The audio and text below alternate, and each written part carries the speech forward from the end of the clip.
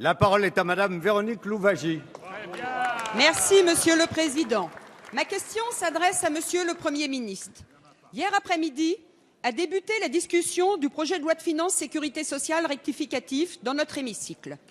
Alors que ce texte risque d'être un coup d'épée dans l'eau, en ne répondant pas aux défis et va peser une nouvelle fois sur le pouvoir d'achat des classes moyennes, vous avez décidé, hier soir, de nous priver de vote sur les articles et les amendements au projet de budget rectificatif de la sécurité sociale tant que le gouvernement l'aura décidé. Cette mise en réserve des votes est en réalité dictée par la fronde d'une partie de votre majorité que vous souhaitez priver de micro.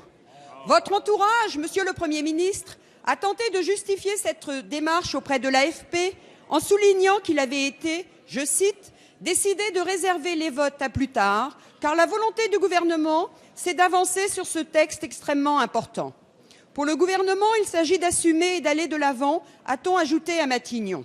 Pourtant, certains de nos collègues de la majorité se sentent mal à l'aise, certains parlant de crise des institutions, de décalage entre le gouvernement et le Parlement, ou d'un gouvernement qui ne recule devant rien.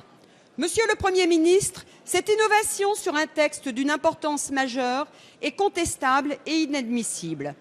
Comment allez-vous assurer la publicité de votre catalogue de mesures contenues dans ce projet de loi de finances sécurité sociale rectificatif sans son ni image? Ne trouvez-vous pas, en tant qu'ancien député, que ce recours bâillonne la voix des représentants de la nation sur un projet de loi qui décline le très attendu pacte de responsabilité? Monsieur le Premier ministre, allez-vous, oui ou non, autoriser le recours à l'article 49.3 demain devant le Conseil des ministres, privant alors définitivement le Parlement de sa liberté d'expression? Je vous remercie. Merci Madame Louwagie. La parole est à Monsieur le Premier ministre Manuel Valls.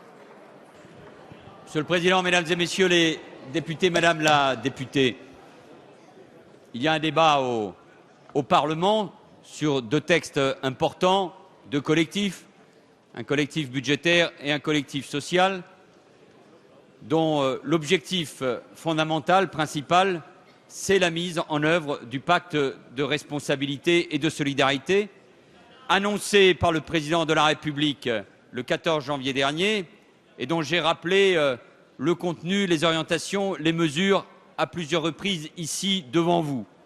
C'est un effort sans précédent, à la fois en faveur des entreprises, de la baisse de la fiscalité, en faveur des ménages les plus modestes et pour réduire nos déficits.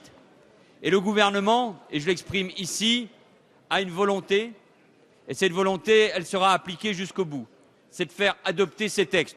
Il y a débat, il y a des discussions au sein de la majorité ou dans cet hémicycle, il y a des amendements, mais l'essentiel, c'est-à-dire le contenu de ces deux textes, sera mis en œuvre, parce que les Français attendent la mise en œuvre d'une politique en faveur des entreprises, pas pour faire des cadeaux aux patrons, mais tout simplement pour baisser le coût du travail et pour faire en sorte que nos entreprises gagnent de nouveau des marges que nous avons perdues au cours de ces 12 dernières années. Et c'est autour de cet objectif que chacun doit se rassembler. Et moi, j'ai grande confiance dans la majorité et dans les votes qu'elle va émettre aujourd'hui et mardi prochain. Nous utilisons les moyens que nous donne la Constitution, ça n'est pas nouveau, toutes les majorités l'ont fait. Mais croyez-moi, et en tout cas je veux vous rassurer, nous utilisons les moyens et le moyen qui existe au sein de cet hémicycle, c'est le vote de la majorité. Et ne doutez pas un seul instant et du vote de la majorité et de la volonté du gouvernement de mettre en œuvre les réformes, car il y a toujours un risque pour le pays, c'est l'enlisement et c'est le blocage. Et moi, je serai le chef d'un gouvernement qui ira jusqu'au bout des réformes, parce que ce pays a besoin de réformes pour être plus fort demain, pour affronter les grands défis du monde. Merci, Monsieur le Premier ministre.